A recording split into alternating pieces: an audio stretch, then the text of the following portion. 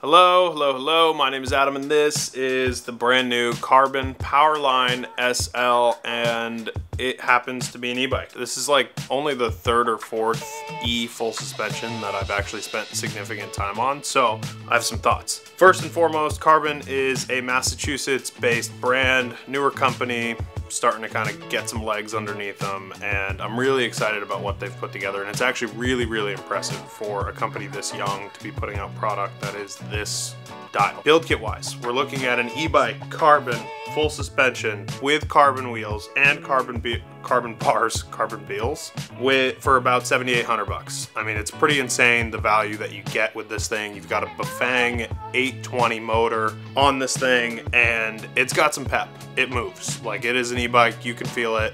Makes your riding way easier. I actually tested this quite a bit with the battery off. Why did I do that? Well, I care more about how the bike actually rides than the fact that it's an e-bike. E-bikes at this point are a dime a dozen. Everybody makes an e-bike, everybody makes an e-full suspension, and some of them are really clunky to ride and some of them are really fun. I think what makes a good e-bike still is the same principles that make a good bike. Like, it should ride well, the suspension should be really solid, and you should feel like you can pedal the thing and move the thing around. Like, it shouldn't feel like you're riding a tank. Karbon's done a really good job at making this thing exceptionally lightweight for what it is.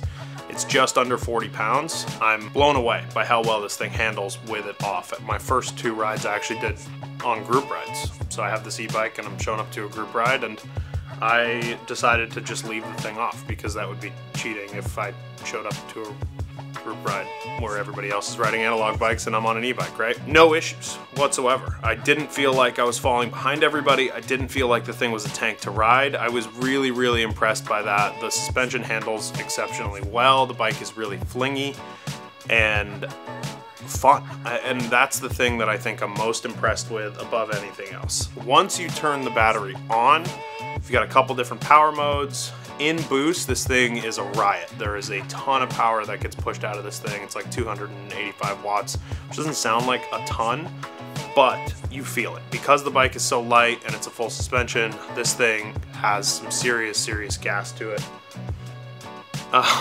But overall, exceptional bike. I have really no complaints about the thing.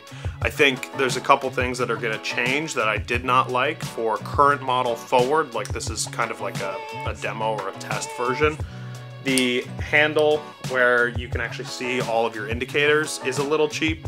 They're changing that, so that'll be a little nicer. You have a full screen display with all the info that you need right at your fingertips as opposed to just a trigger.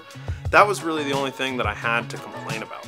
The bike rides just so well, and I'm having a hard time going back to an analog bike, genuinely. Like, this has kind of changed the way that I felt about owning a full suspension e-bike. As you've probably seen in past videos, I really like e-bikes for certain purposes, but I don't always like them for this. I think I've ridden bikes like take the Giant Trance E. Like, I felt like that bike was really heavy and really sluggish. This is not that. This handles, like, if you used to ride an XC bike, or you used to ride a lightweight enduro bike or a downcountry bike, this is the perfect e-bike for you because it actually feels compliant. It actually feels like you can maneuver the thing without it being too much of a tank. A lot of what we're focusing on is how good this bike is as a non-e-bike bike. But I think when you combine the fact that it rides so well as a regular bicycle and the e-bike power, you get something that's just absolutely top in class. Really easy to charge, really convenient charging point just down by the bottom bracket, and charges really fast. I'm like super impressed. There's not a lot of lag either from the actual drive system. You don't feel like when you kick it on that you have like that weird jump start that you get on some e-bikes where it's like clicky and clunky to start the ride off, and then once you get rolling it feels a little smoother. This felt smooth right out of the box. So super impressed with what Karbon has been able to make. Powerline SL is the one that I would be going with. They do make a bike called the Stampede as well, which is more like if you're a dirt biker and you want an e-bike, that's what you buy. It's heavier, it's bigger, it's beefier, it's got a lot more power. This is my style of bike. This is what I like. If I'm gonna get an e-bike in a full suspension, this is gonna be the kind of bike that I would own. So tell me what you think. Karbon, based out of Massachusetts, new company. I'm very curious to hear people's feedback on this thing.